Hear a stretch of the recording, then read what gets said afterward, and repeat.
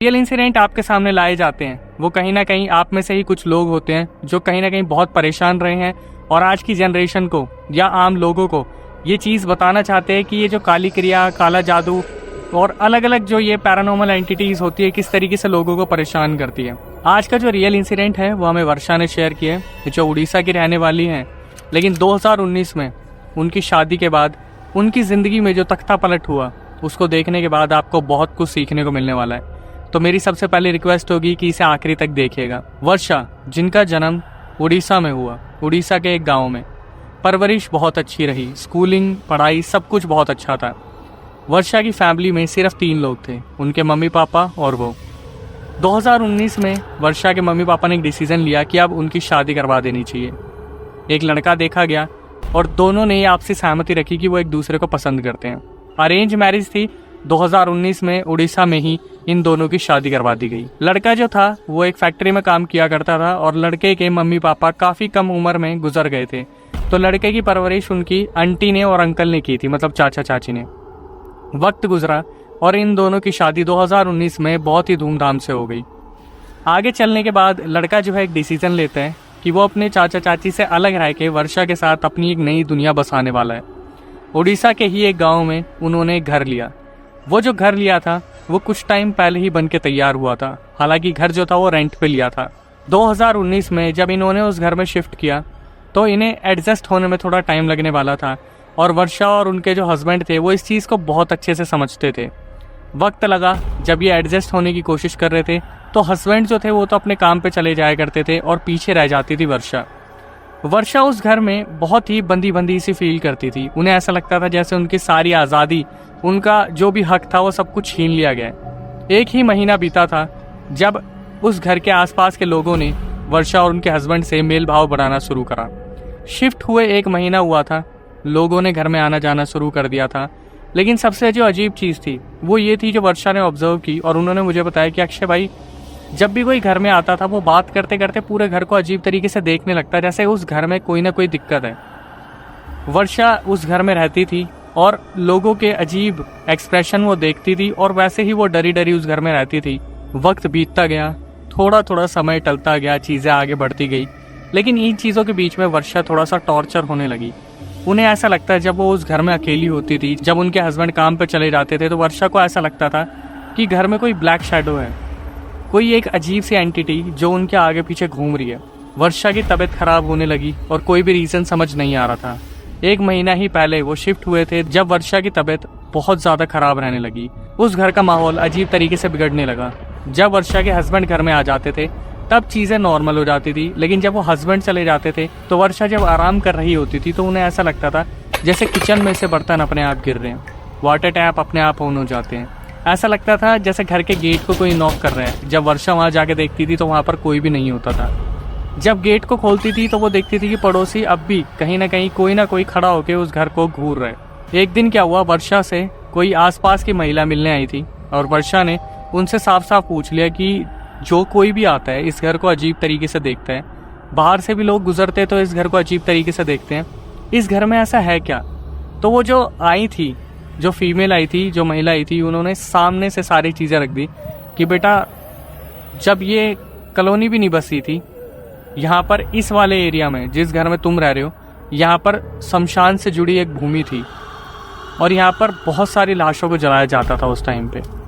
वर्षा सारी चीज़ें सुन रही थी और जैसे जैसे वर्षा सुन रही थी उनकी बॉडी में कपकपाहट शुरू हो गई थी।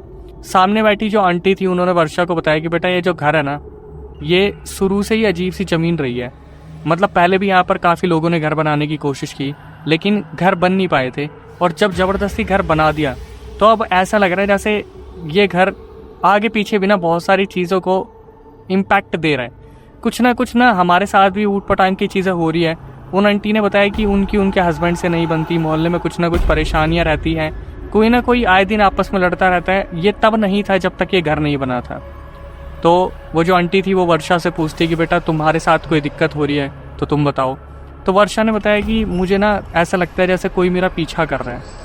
और वो जो आंटी थी वो उस टाइम पे बैठ के इस चीज़ को सुन रही थी और वो महसूस करने लगती है जैसे इस घर में अभी भी कोई है जो उनको सुन रहा है, कोई ऐसी एंटिटी, कोई ऐसी ब्लैक शैडो उन्हें भी ऐसा महसूस हो रहा था जैसे उनकी गर्दन के पीछे किसी की फूंक मारने की हल्की सी सुरसुराहट या आवाज़ सी आ रही है।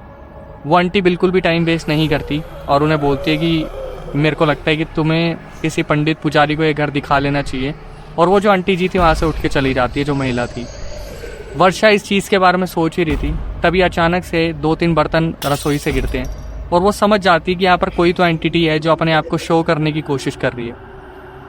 जैसे ही शाम को वर्षा के हस्बैंड आते हैं, वर्षा अपने हस्बैंड से डिस्कस करती है कि सामने वाली जो आंटी है उन्होंने आज मुझे बताया, जो महिला आई थी उन्होंने बताया कि ये घर जो है ये पहले एक शमशान हुआ करता था। उनके हस्बैंड पहले इस चीज़ पर बिल्कुल बिलीव नहीं करते, लेकिन जब वो बाहर निकलते हैं, कुछ लोगों से बात करते हैं, तो उन्हें पता चलता है कि ये हकीकत थी और जिसकी वजह से इन हस्बैंड वाइफ में भी धीरे धीरे बिगड़नी शुरू हो गई थी।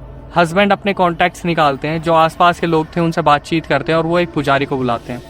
पुजारी इनके घर में आते हैं और चारों तरफ देखते हैं।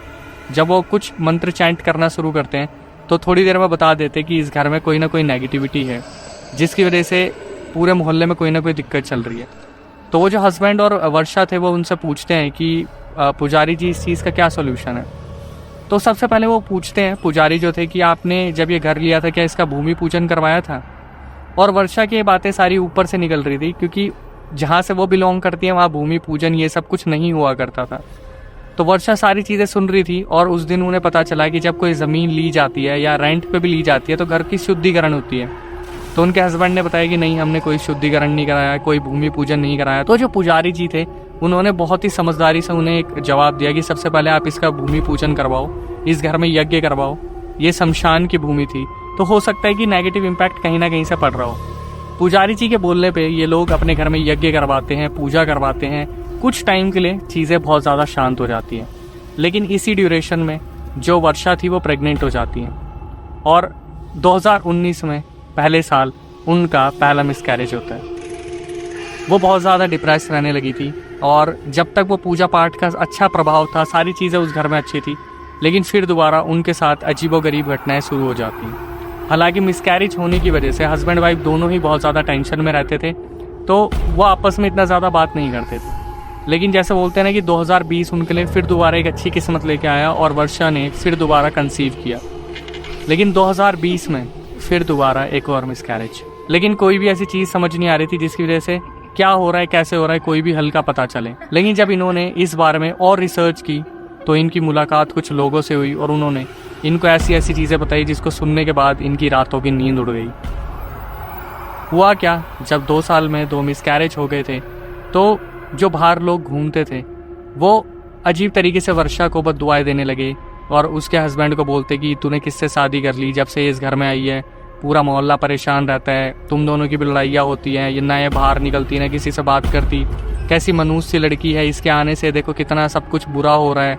और हर कोई वर्षा के ऊपर ब्लेम लगाना शुरू कर देता। जो भी वर्षा से मिलता वो उसे एक ही चीज़ बोलता कि तू इस घर के लिए मनूस है या तेरी वजह से ये सब कुछ हो रहा है। और वर्षा बहुत ज़्यादा डिप्रेशन में जा रही थी। वर्षा को समझ नहीं आ रहा था कि इन चीज़ों से अब वो उभरेंगी कैसे, कोई रास्ता समझ नहीं आ रहा था, कुछ दिख नहीं रहा था। पूजा पाठ यज्ञ होने के 2 साल बाद भी चीज़ें आम नहीं हो रही थी। फिर एक दिन वर्षा ने बहुत ज़्यादा परेशान होकर अपनी मम्मी को फ़ोन करा और मायके में अपने सब कुछ बता दिया।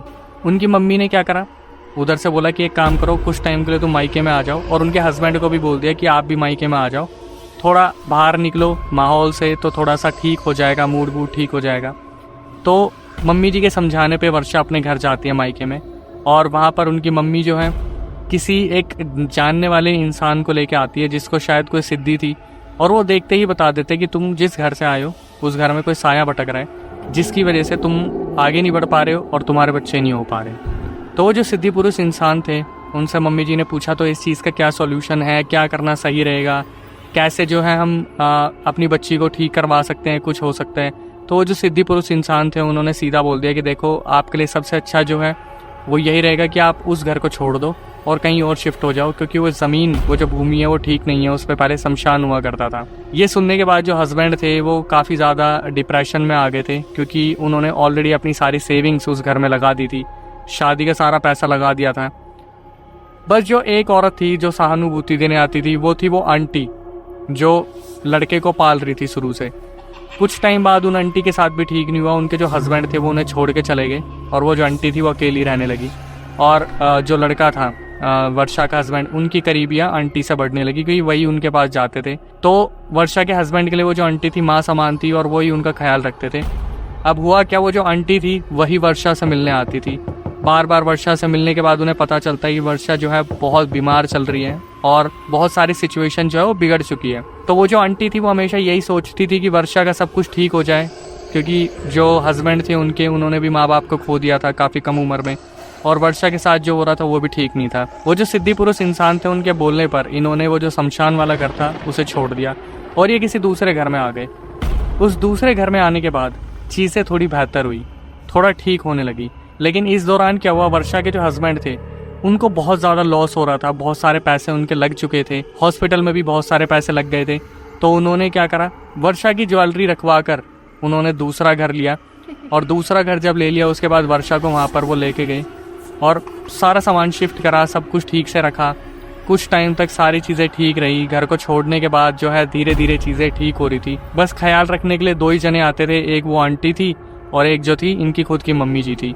घर पे वो आते थे और ख्याल रखते थे, चाय वाय पिलाते थे, कंगी मंगी करते थे, बालों की मालिश करते थे, जैसे गांव में आपने देखा है अक्सर। अब इसके बाद वर्षा ने बताया कि अक्षय भाई जब हम उस नए घर में शिफ्ट हो गए तो हम बहुत रिलैक्स हो गए थे कि चलो हमने वो पुराना घर छोड़ दिया जो शमशान वाला था, तो अब चीज़ें यहाँ से बेहतर हो जाएगी। लेकिन इसके बाद वर्षा ने जो चीज़ें मुझे बताई, वर्षा ने मुझे कहा कि अक्षय भाई ऐसा लग रहा था जैसे कोई बहुत बड़ा तूफान थोड़ी दूरी पे मेरा वेट कर रहा था, क्योंकि इसके बाद जो चीज़ें वर्स्ट होती गई और इनके सामने जो चीज़ें निकल के आई, वर्षा ने बोला कि सालों सालों तक वो चीज़ें इन्हें दहला के रखेगी। नया घर लेने के बाद कुछ ही वक्त बीता था और वर्षा दोबारा कंसीव करती है। 1 महीना बीतता है, 2 महीने बीतते हैं, 3 महीने, 4 महीने, और वर्षा की तबीयत फिर दोबारा अचानक से बहुत ही अजीबोगरीब तरीके से ख़राब होनी स्टार्ट हो जाती है। अब सबसे बड़ा क्वेश्चन आता है कि ये तबीयत क्यों ख़राब हुई थी, क्योंकि बार बार आंटी भी चेक करने आ रही थी, मम्मी भी चेक करने आ रही थी, हस्बैंड भी परेशान चल रहे थे।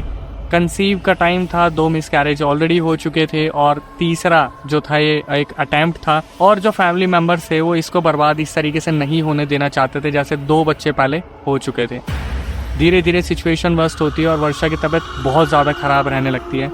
तो फिर दोबारा उनकी जो मम्मी है उनका रोल सामने आता है। उनकी मम्मी दोबारा वर्षा को बोलती है मायके आओ और मैं किसी अच्छे तांत्रिक से तुम्हारी बात कराती हूँ कि अब ये क्यों हो रहा है, इसके पीछे का रीज़न क्या, अब तो तुम लोगों ने मकान भी छोड़ दिया, फिर भी तुम्हारी तबीयत इतनी ख़राब क्यों रहने लगी है। और वर्षा ने अपनी मम्मी का कहना माना और वो मायके चली गई।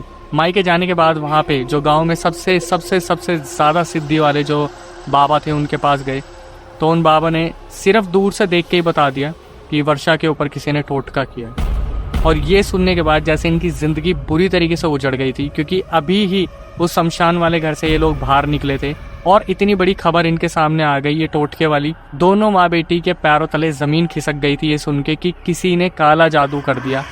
कौन था वो, किसने किया, क्यों किया, रीज़न क्या था? सबसे पहले ये क्वेश्चन का जवाब मुझे भी चाहिए था और जैसे आपको भी चाहिए होगा, और यही क्वेश्चन का जवाब चाहिए था मम्मी जी को और वर्षा को कि ये एक्चुअली करा किसने।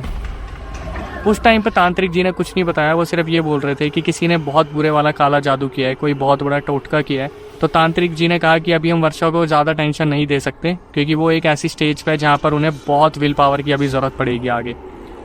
तो उन्होंने कुछ आयुर्वेदिक दवाइयाँ दी जो वर्षा की मम्मी जी थी, और उन्हें कहा कि आप घर लेके जाओ बच्ची को, ये दवाई दो, ये ठीक हो जाएगी।